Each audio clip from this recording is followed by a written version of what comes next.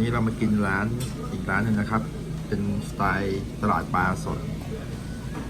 คุณป้ากำลังทำอาหารอยู่เนี่ยนะครับดูท่าทางงานน่าจะอร่อยอยู่สั่งไป3-4 อย่างเดี๋ยวมาดูอาหารอีกทีนะครับ มาแล้วครับสุดยอดเลยครับผมจานนี้700 บาทนะครับซุปทะเลใส่มาทุกอย่างเลยครับหอยเป๋าฮื้อหมึกอ่ะลองตักเลยนั่นดาวนั้นวนมาให้ดูหน่อยสิมีอะไรบ้างโอเคคุณป้าเจ้าของร้านนะครับโอเคอะไรนะใส่เปลือกอุ้ยหอยทุกอย่างเลยเนี่ยน่ากินมากเลยอ่ะเจ็บอะไรอ่ะมือก่อนโอเค